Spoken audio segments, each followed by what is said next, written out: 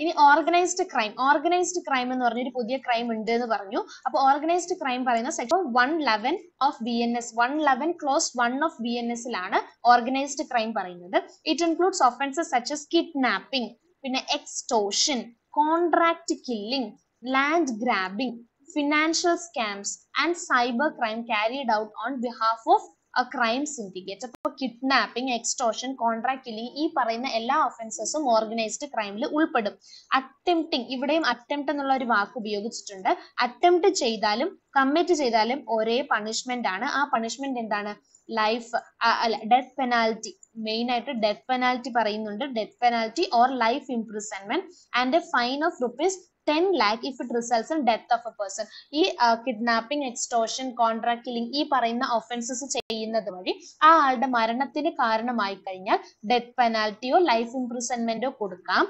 അതിന്റെ കൂടെ 10 ലക്ഷം ഫൈനും കൂടെ കൊടുക്കാം. അല്ല, മരണമൊന്നും സംഭവിച്ചില്ലെങ്കിൽ 5 yearsഉം ലൈഫ്, നേരത്തെ പറഞ്ഞ പോലെ 5 years ഇംപ്രിസൺമെന്റ് അല്ലെങ്കിൽ ലൈഫ് ഇംപ്രിസൺമെന്റ്, അങ്ങനെ 5 years മുതൽ ലൈഫ് ഇംപ്രിസൺമെന്റ് വരെ കൊടുക്കാവുന്ന രീതിയിലുള്ള പണിഷ്മെന്റ്, ലൈഫ് ഇംപ്രിസൺമെന്റ് കൊടുക്കാം. And A fine of at least 5 lakh rupees, ഫൈനും ഉണ്ട് 5 lakh rupees. ഓക്കെ, അപ്പൊ കിഡ്നാപ്പിംഗ് ഓർഗനൈസ്ഡ് ക്രൈമിൽ ഉൾപ്പെടുന്ന ഒഫൻസസ് ഏതൊക്കെയാണെന്ന് വെച്ചാൽ kidnapping, extortion, contract killing, land grabbing, financial scams, cyber crime carried out on behalf of a crime syndicate. ഇനി grievous ഹേർട്ടിൽ വലിയ ഒരു വ്യത്യാസം വന്നിട്ടുണ്ട്. നമ്മുടെ IPC സെക്ഷൻ 320 ഓഫ് IPC-ലാണ് നമ്മളുടെ ഗ്രീവിയസ് ഹേർട്ട് ഡിഫൈൻ ചെയ്യുന്നത്. അതിനകത്ത് നമുക്കൊരു ഗ്രീവിയസ് ഹേർട്ട് ഏതൊക്കെ സാഹചര്യത്തിലാണ് ഗ്രീവിയസ് ഹേർട്ട് എന്നുള്ള ഒരു കാര്യം പറയുന്നുണ്ട്. ഇമാസ്കുലേഷൻ, അതുപോലെ ഒരു 6 പോയിന്റ്സ് നമ്മളുടെ ഗ്രീവിയസ് ഹേർട്ടിന്റെ ഡെഫിനിഷനിൽ പറയുന്നുണ്ട്. ഈ കാര്യത്തിൽ ഏതെങ്കിലും ഒന്ന് സംഭവിച്ചു കഴിഞ്ഞാൽ ഗ്രീവിയസ് ഹേർട്ട് ആണ്. അതിൽ 6-മതായി പറയുന്ന any hurt which endangers life or which causes the sufferer to be during the space of 20 days in severe bodily pain or unable to follow his ordinary pursuits. അതായത് എന്ത് ഹേർട്ടും ഒരാളെ 20 ദിവസം അയാളുടെ കാര്യങ്ങൾ സ്വന്തമായിട്ട് അയാൾക്കൊന്നും ചെയ്യാൻ കഴിയാതെ അയാൾ ബെഡ് റെസ്റ്റിലോ അല്ലെങ്കിൽ സിവിയർ ബോഡി പെയിനിലോ ആയിട്ട് അയാൾ 20 ദിവസം കഴിയുകയാണെന്നുണ്ടെങ്കിൽ, അയാളുടെ സ്വന്തം കാര്യങ്ങൾ പോലും ചെയ്യാൻ കഴിയാതെ 20 ദിവസം തുടർച്ചയായി കഴിയുകയാണെങ്കിൽ ഗ്രീവിയസ് ഹേർട്ട് ആണ് എന്ന് പറയുന്നുണ്ട്. പക്ഷെ ആ ഈ 20 days എന്ന് പറയുന്ന കാര്യം നമ്മുടെ ഭാരതീയ ന്യായ സംഹിതയിൽ വ്യത്യാസം വരുത്തിയിട്ടുണ്ട്. ഡേയ്സിന്റെ എണ്ണം മാറ്റി 15 days ആക്കിയിട്ടുണ്ട്. 15 ദിവസം മതി. മറ്റൊരു 20 ദിവസം തുടർച്ചയായി കിടക്കണം എന്ന് പറഞ്ഞിട്ടുണ്ട്. അതായത് നമ്മളുടെ സ്വന്തം കാര്യങ്ങൾ പോലും ചെയ്യാൻ കഴിയാതെ നമ്മൾ അത്ര സിവിയർ ബോഡിലി പെയിനിലായിരിക്കണമെന്ന്.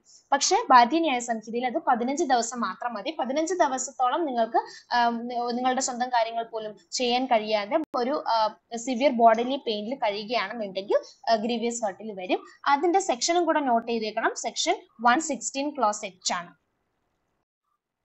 പിന്നെ മോബ് ലിഞ്ചിങ്, ആൾക്കൂട്ടാക്രമണം. മോബ് ലിഞ്ചിങ് ഒരു സെപ്പറേറ്റ് ഒഫൻസ് ആയിട്ട് പറയുന്നുണ്ട്. സെക്ഷൻ 103 ക്ലോസ് 2 ഇമ്പോർട്ടന്റ് ആയിട്ട് ഓർത്തു വെച്ചേക്കേണ്ട ഒരു section 103 clause 2 of BNS. It acts murder or grievous hurt by 5 or more people on specified grounds. ഇതിൽ നിങ്ങൾ ഓർത്തു വെക്കേണ്ട മറ്റൊരു സംഭവമാണ് എത്ര ആൾക്കാര് മോബ് ലിഞ്ചിങ്ങിൽ മിനിമം എത്ര വേണം? 5 വേണം. 5 അത് എത്ര വേണമെങ്കിലും, 5-ൽ കൂടുതൽ എത്ര വേണമെങ്കിലും പോകാം. മിനിമം 5 വേണം. അവര് എന്തെങ്കിലും സ്പെസിഫൈഡ് ഗ്രൗണ്ട്സിൽ എന്തെങ്കിലും പ്രത്യേക കാര്യം കൊണ്ടിട്ട് ഏതെങ്കിലും ഒരു റീസൺ വേണം. എന്തൊക്കെയാണ് ആ ഗ്രൗണ്ട്സ്? എന്തൊക്കെയാണ്? Race, caste, sex, language or personal belief. ഇതിൽ ഏതെങ്കിലും ഒരു കാര്യത്തില് കാര്യത്തിന്റെ പേരിൽ ഒരാളെ ഗ്രീവിയസ് ഹേർട്ട് ചെയ്യുകയോ അല്ലെങ്കിൽ കൊല്ലുകയോ ചെയ്യുകയാണെങ്കിൽ, ഒരാളുടെ മരണത്തിന് കാരണമാവുകയാണെങ്കിൽ അത് മോബ് ലിഞ്ചിങ് ആണ്. 5 പേര് കുറഞ്ഞത് വേണം. പണിഷ്മെന്റ് എന്ന് പറയുന്നത് ലൈഫ് ഇംപ്രിസൺമെന്റ് അല്ലെങ്കിൽ ഡെത്ത്. അതിന്റെ ഗ്രാവിറ്റി അനുസരിച്ചിട്ട് ഇരിക്കും. അപ്പോൾ സെക്ഷൻ ഓർത്ത്. പിന്നെ criminalisation of suicides impacting official discharge of duties. അതായത് പബ്ലിക് ഒഫീഷ്യൽസ് അവരുടെ ഡ്യൂട്ടി ചെയ്യാൻ വരുമ്പോൾ അവരുടെ ഡ്യൂട്ടിയെ തടസ്സപ്പെടുത്തിക്കൊണ്ട് ഞാൻ സൂയിസൈഡ് ചെയ്യും, നിങ്ങൾ എന്നെ അറസ്റ്റ് ചെയ്താലോ അല്ലെങ്കിൽ ആരെങ്കിലും അറസ്റ്റ് ചെയ്താൽ ഞാൻ ഇപ്പൊ സൂയിസൈഡ് ചെയ്യും എന്ന് പറഞ്ഞിട്ട് അവരെ ഭീഷണിപ്പെടുത്തുകയാണെങ്കിൽ അതും ഇനിയൊരു സെക്ഷൻ ആണ് ഭാരതീയ ന്യായ സംഹിതയിൽ. സെക്ഷൻ 226 ആണ് ആ ഒരു കാര്യം പറയുന്നത്. Section 226 of Bharatiya Nyaya. It criminalises any attempt of suicide with the intent to compel with the intent to അതിന്റെ intention വേണം, intent to compel or restrain any public servant from discharging official duties. So public official അവരുടെ public duties ചെയ്യുന്നതിൽ നിന്ന് തടസ്സപ്പെടുത്തി, അവരുടെ കൃത്യനിർവഹണം തടസ്സപ്പെടുത്തിക്കൊണ്ട് ഞാൻ നിങ്ങൾ ഇത് ചെയ്താൽ ഞാൻ എന്ത് ചെയ്യും, ഇപ്പൊ സൂസൈഡ് ചെയ്യും എന്ന് ഭീഷണിപ്പെടുത്തുന്നു. അറ്റംപ്റ്റ് ചെയ്താൽ മതി, അറ്റംപ്റ്റ് ചെയ്യുന്നു. അറ്റംപ്റ്റ് ചെയ്യുമ്പോൾ മാത്രമേ നമുക്ക് പണിഷ് ചെയ്യാൻ പറ്റൂ അയാളെ. സൂസൈഡ് ചെയ്തു കഴിഞ്ഞാൽ അയാളെ നമുക്ക് എന്ത് ചെയ്യാൻ പറ്റില്ല, പണിഷ് ചെയ്യാനായിട്ട് ആളില്ല.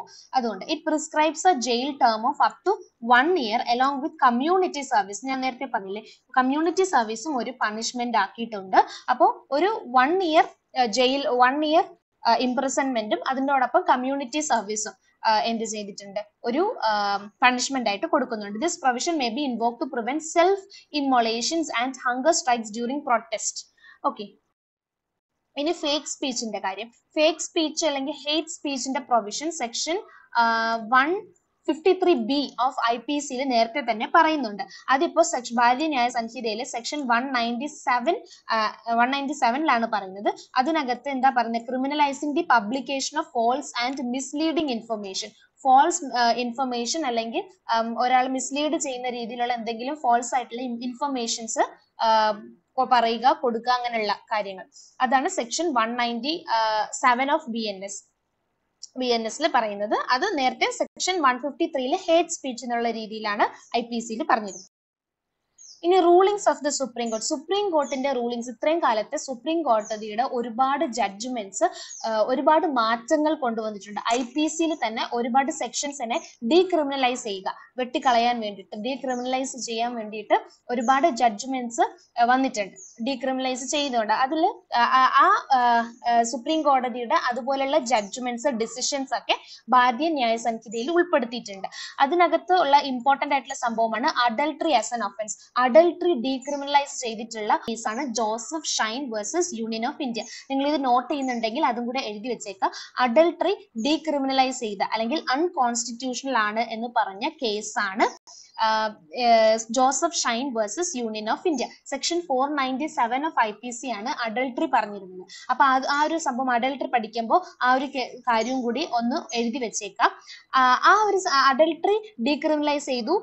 അപ്പൊ ആ ഒരു സംഭവം നമ്മളുടെ BNS ഉൾപ്പെടുത്തിയിട്ടില്ല. അപ്പൊ അഡൾട്ടറി ഒരു ഒഫൻസ് അല്ല, പക്ഷെ അത് ഡിവോഴ്സിന്റെ ഒരു ഗ്രൗണ്ട് ആണ്. അതായത് അഡൾട്ടറി നടത്തി എന്ന് പറഞ്ഞിട്ട് നമുക്ക് ഭാര്യയ്ക്കോ ഭർത്താവിനോ എന്ത് ചെയ്യാൻ പറ്റും, ഡിവോഴ്സിന് കൊടുക്കാൻ പറ്റും.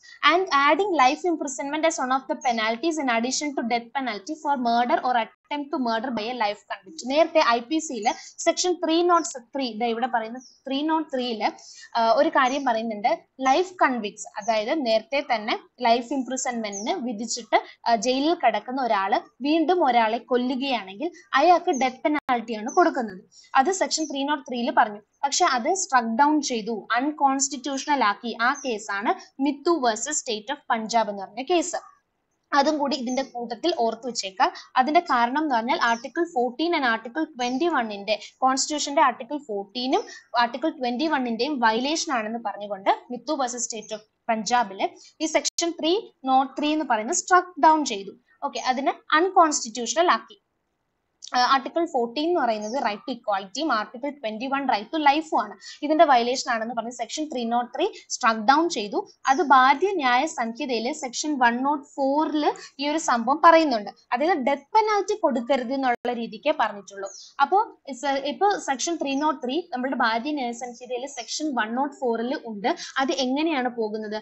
whoever being under sentence of imprisonment for life, അതായത് ലൈഫ് ഇംപ്രിസൺമെന്റിന് വിധിക്കപ്പെട്ട് ശിക്ഷയിൽ കഴിയുന്ന ഒരാൾ കമ്മിറ്റ്സ് മർഡർ ചെയ്യുകയാണെങ്കിൽ shawl be punished with death or with imprisonment for life which shall mean the remainder of that person's natural life. Section 303 നമുക്ക് IPC ഉണ്ടായിരുന്നത് ആ life convict, അതായത് life ഇംപ്രിസൺമെന്റിന് വിധിക്കപ്പെട്ട് ജയിലിൽ ശിക്ഷ അനുഭവിക്കുന്ന ആൾ ഒരു മർഡർ ചെയ്യുകയാണെങ്കിൽ അയാളെ പിന്നെ ഒന്നും നോക്കണ്ട, ഡെത്ത് പെനാൽറ്റി ആണ് അയാൾക്ക് കൊടുക്കേണ്ടത് എന്നുള്ളതാണ് സെക്ഷൻ 303 പറയുന്നത്. സെക്ഷൻ 303 അവരുടെ അയാൾക്കുള്ള പണിഷ്മെന്റ് ഡെത്ത് പെനാൽറ്റി ആണ്. പക്ഷെ അത് നമ്മളുടെ Mithu versus state of Punjab എന്ന് പറഞ്ഞ കേസിൽ ആ ഒരു സെക്ഷൻ സ്ട്രക്ക് ഡൗൺ ചെയ്തു, എന്നിട്ട് ഡെത്ത് പെനാൽറ്റി എടുത്ത് മാറ്റി. ഇപ്പോൾ നമുക്ക് ഡെത്ത് പെനാൽറ്റി അല്ല, ഭാരതീയ ന്യായ സംഹിതയിൽ സെക്ഷൻ 104 പറയുന്നത് ഡെത്ത് പെനാൽറ്റിയോ അല്ലെങ്കിൽ ലൈഫ് ഇംപ്രിസൺമെന്റോ കൊടുക്കാം, അതിന്റെ ഗ്രാവിറ്റി അനുസരിച്ചിട്ട്. ലൈഫ് ഇംപ്രിസൺമെന്റ് ആണ് കൊടുക്കേണ്ടത്. റെയറസ്റ്റ് ഓഫ് റെയർ കേസ് ആണെങ്കിൽ മാത്രം ഡെത്ത് പെനാൽറ്റി കൊടുത്താൽ മതി. ഇനി unauthorised publication of court proceedings, judgements, കോടതിയുടെ കോർട്ട് ജഡ്ജ്മെന്റ്സ് ഒക്കെ നമ്മൾ പബ്ലിഷ് ചെയ്യുന്നത് അൺഓതറൈസ്ഡ് പബ്ലിക്കേഷൻ ആണ് പറയുന്നത്. അതിന് പണിഷ്മെന്റ് ഉണ്ട്. സെക്ഷൻ 73 ഓഫ് BNS-ലാണ് അതിന്റെ punishment. Provides punishment of 2-year jail sentence ആണ്, and a fine ഉണ്ട് for printing or publishing any matter concerning court proceedings in rape or sexual assault cases without permission. അതാണ് section 73 പറയുന്നത്. ഇനി reports on high court or supreme court judgments would not amount an offense within this provision. അതായത് high court supreme court ജഡ്ജ്മെന്റ്സിന്റെ reports ആണ് നിങ്ങൾ publish ചെയ്യുന്നുണ്ടെങ്കിൽ അത് ഇതിൽ വരുന്നില്ല. പക്ഷെ അല്ലാതെ കോർട്ട് പ്രൊസീഡിങ്സിന്റെ കാര്യങ്ങൾ പ്രിന്റ് ചെയ്യുകയോ പബ്ലിഷ് ചെയ്യുകയോ, കോർട്ട് ജഡ്ജ്മെന്റ്സ് അതുപോലെ പ്രിന്റ് ചെയ്യുകയോ പബ്ലിഷ് ചെയ്യുകയോ അങ്ങനെ എന്തെങ്കിലും ചെയ്യുന്നുണ്ടെങ്കിൽ വിത്തൗട്ട്, അതായത് അൺഓതറൈസ്ഡ് പബ്ലിക്കേഷൻ ആണെങ്കിൽ സെക്ഷൻ 73 കേസ് എടുക്കും. അതായത് 2-year jail sentence ആണ്. അത് നമ്മുടെ പുതിയ ഭാരതീയ ന്യായ സംഹിതയിലെ പുതിയൊരു പ്രൊവിഷൻ ആണ് അത്. Mental illness replaced by unsoundness of mind. It replaces the term mental illness with the unsoundness of mind in a majority of the provision, as the term mental illness is too wide and may even include mood swings and voluntary intoxication. അപ്പോൾ mental illness എന്ന് പറഞ്ഞൊരു സംഭവം മാറ്റി ഇപ്പോൾ എന്താക്കി അൺസൗണ്ട്നെസ് of mind എന്ന് പറഞ്ഞു. It replaces the term mental illness with unsoundness of mind. Unsoundness of mind എന്നുള്ള സംഭവം മെന്റൽ ഇൽനെസ് എവിടെയൊക്കെ കൊടുത്തിട്ടുണ്ടോ അതിപ്പോ അൺസൗണ്ട്നെസ് ഓഫ് മൈൻഡ് എന്നാക്കി. കാരണം മെന്റൽ ഇൽനെസ് എന്ന് പറയുന്നത് ഒരു വൈഡ് കോൺസെപ്റ്റ് ആണ്. കാരണം അത് നമ്മുടെ മൂഡ് സ്വിങ്സും അതിനകത്ത് ഇൻക്ലൂഡ് ചെയ്യിക്കേണ്ടി വരും അങ്ങനെയാണെങ്കിൽ. അല്ലെങ്കിൽ അതുപോലെ വോളണ്ടറി ഇൻടോക്സിക്കേഷൻ, നമ്മൾ സ്വമേധയാ നമ്മൾ ഇൻടോക്സിക്കേറ്റഡ് ആവുകയാണെങ്കിൽ അതും അതിൽ വരും. പക്ഷെ നമ്മളുടെ ഉദ്ദേശം അതല്ല, മൂഡ് സ്വിങ്സ് ഒന്നും അതിൽ വരേണ്ട കാര്യമില്ല. അതുപോലെ ഇൻവോളണ്ടറി ഇൻടോക്സിക്കേഷൻ ആണ് നമ്മൾ കണക്കിലെടുക്കുന്നത്. അതുകൊണ്ട് തന്നെ മെന്റൽ ഇൽനെസ് ഉള്ള സ്ഥലങ്ങളിലെല്ലാം ഇപ്പൊ നമ്മൾ അൺസൗണ്ട്നെസ് ഓഫ് മൈൻഡ് എന്നാക്കി. The term intellectual disability has been added along with unsoundness of mind in section 367, competence to stand trial. അപ്പൊ സെക്ഷൻ 376 ഓഫ് ഭാരതീയ ന്യായ സുരക്ഷാ സംഹിതയിലാണ് ആ ഒരു സംഭവം ഇന്റലക്ച്വൽ ഡിസബിലിറ്റി എന്ന് പറയുന്ന സംഭവം എന്താക്കി has been added along with unsoundness of mind. Unsoundness of mind എന്നുള്ളതിന്റെ കൂടെ intellectual disability എന്നുള്ള ഒരു ടേമും കൂടി ആഡ് ചെയ്യും. ഇനി petty organized crime redefined. The revised bill includes a precise definition of petty crime, petty organized crime. അതെന്തൊക്കെയാണ്? Under theft it would include trick theft, theft from vehicle, dwelling house or business premises, cargo theft, pickpocketing, theft through card skimming, shoplifting and theft of automated teller machine. അപ്പം ATM-ൽ നിന്ന് മോഷ്ടിക്കുക, അതുപോലെ നമ്മൾ ഒരു വാഹനത്തിൽ നിന്ന് മോഷ്ടിക്കുക, ഒരാളുടെ pocket അടിക്കുക, ഇങ്ങനെയുള്ള പെറ്റി ക്രൈംസ് ഉണ്ടല്ലോ, അതെല്ലാം തെഫ്റ്റിനുള്ളിൽ വരും. പെറ്റി ഓർഗനൈസ്ഡ് ക്രൈം എന്നുള്ള ഇതിൽ തെഫ്റ്റിനുള്ളിൽ ഇതെല്ലാം ഉൾപ്പെടും. ഓക്കെ. ഇനി കമ്മ്യൂണിറ്റി സർവീസ് എന്ന് പറഞ്ഞ സംഭവം. കമ്മ്യൂണിറ്റി സർവീസ് എന്ന് പറയുന്നത് ഒരു 6th പണിഷ്മെന്റ് ആയിട്ട് നമുക്ക് ഉൾപ്പെടുത്തിയിട്ടുണ്ട്. It ads community service as A punishment. It extends this punishment to offences such as theft of property worth less than ₹5,000. 5,000 രൂപയുടെ താഴെയുള്ള എന്തെങ്കിലും, 5,000 രൂപയുടെ താഴെ വിലമതിക്കുന്ന എന്തെങ്കിലും പ്രോപ്പർട്ടി മോഷ്ടിക്കുമ്പോഴോ, അല്ലെങ്കിൽ attempt to commit suicide with intent to restrain a public servant, നമ്മൾ നേരത്തെ നോക്കിയത് പബ്ലിക് ഒഫീഷ്യൽസിന്റെ ഡ്യൂട്ടിയെ തടസ്സപ്പെടുത്താൻ വേണ്ടിയിട്ട് നമ്മൾ സൂയിസൈഡ് ചെയ്യും, സൂയിസൈഡ് ചെയ്യും എന്ന് പറയുന്നത്, അറ്റംപ്റ്റ് ചെയ്യുന്നത്, സൂയിസൈഡിനുള്ള അറ്റംപ്റ്റ് ചെയ്യുന്നു, അവിടെയും എന്ത് കമ്മ്യൂണിറ്റി സർവീസ് ചെയ്യുന്നു. കമ്മ്യൂണിറ്റി സർവീസ് ഒരു പണിഷ്മെന്റ് ആക്കിയിട്ടുണ്ട്. Appearing in a public place intoxicated and causing annoyance. അതായത് ഇൻടോക്സിക്കേറ്റഡ് ആയിട്ടുള്ള ഒരു പേഴ്സൺ പബ്ലിക് പ്ലേസിൽ വന്ന് എന്താ പബ്ലിക് ന്യൂസൻസ് പോലെ, അതായത് അനോയൻസ് വരുത്തുക, ആൾക്കാരെ ബുദ്ധിമുട്ടിലാക്കുകയോ മറ്റുള്ളവർക്ക് അനോയൻസ് വരുത്തുകയോ ചെയ്യുന്ന രീതിയിലുള്ള പ്രവർത്തികൾ ചെയ്യുമ്പോൾ അവിടെയും കമ്മ്യൂണിറ്റി സർവീസ് ഒരു പണിഷ്മെന്റ് ആക്കി മാറ്റിയിട്ടുണ്ട്. അപ്പം ഇത്രയും കാര്യങ്ങളാണ് നമ്മൾ മേജർ ആയിട്ടുള്ള ഡിഫറൻസ് ഭാരതീയ ന്യായ സംഹിതയും IPC-യും തമ്മിലുള്ള. അപ്പം ഇത്രയും കാര്യങ്ങൾ എന്തായാലും പഠിക്കാതെ പോയത് ഏറ്റവും ഇമ്പോർട്ടന്റ് ആയിട്ടുള്ള കാര്യങ്ങൾ ഉൾപ്പെടുത്തിയിട്ട് നമ്മുടെ എക്സാം പോയിന്റ് ഓഫ് വ്യൂവിൽ ഏറ്റവും ഇമ്പോർട്ടന്റ് ആയിട്ടുള്ള കാര്യങ്ങൾ ഉൾപ്പെടുത്തിക്കൊണ്ട് ചെയ്തതാണ്. അപ്പൊ ഇതിലും അധികം ഉണ്ട്, പക്ഷെ നമ്മൾ ഇത്രയും കാര്യങ്ങൾ എന്തായാലും നമ്മൾ അറിഞ്ഞിരിക്കാനുള്ളതാണ്. അപ്പൊ ഇത്രയും കാര്യങ്ങൾ നമ്മൾ അധികമൊന്നും എന്തായാലും ചോദിക്കില്ല. പുതിയതായിട്ട് വന്ന ബില്ലാണ്, പുതിയതായിട്ട് നമ്മൾ പുതിയ ആക്ട് ആണ്. അപ്പം ക്വസ്റ്റ്യൻ എന്തായാലും ഉണ്ടാവും, പക്ഷെ ഭയങ്കര ഇൻഡെപ്ത് ക്വസ്റ്റ്യൻ ഉണ്ടാവില്ല. എൻട്രൻസ് എക്സാം ആണ്. അപ്പൊ ഇത്രയും കാര്യങ്ങൾ എന്തായാലും അറിഞ്ഞിരിക്കണം. അപ്പൊ വീഡിയോ കുറച്ച് ലെങ്ത് കൂടിയിട്ടുണ്ട്, എന്നാലും ഒന്ന് കണ്ടേക്കുക. കാരണം എക്സാമിന് നമുക്ക് വളരെ ആവശ്യമായിട്ടുള്ള ഒരു ടോപ്പിക് ആയതുകൊണ്ടാണ്. അടുത്ത വീഡിയോയിൽ നമുക്ക് BNS കുറച്ച് ക്രിറ്റിസിസം ഉണ്ട്. ഇതിനകത്ത് നമുക്ക് കുറെ കാര്യങ്ങൾ ഉൾപ്പെടുത്തിയിട്ടില്ല. ഉൾപ്പെടുത്തിയ പല കാര്യങ്ങളും ചെറിയ ചെറിയ തെറ്റുകളുണ്ട്. ആ കാര്യങ്ങൾ എന്തൊക്കെയാണെന്നും അതോടൊപ്പം ഭാര്യന്യായ സംഹിതയുമായി ബന്ധപ്പെട്ടുള്ള MCQs നമുക്കൊന്ന് സോൾവ് ചെയ്യാം.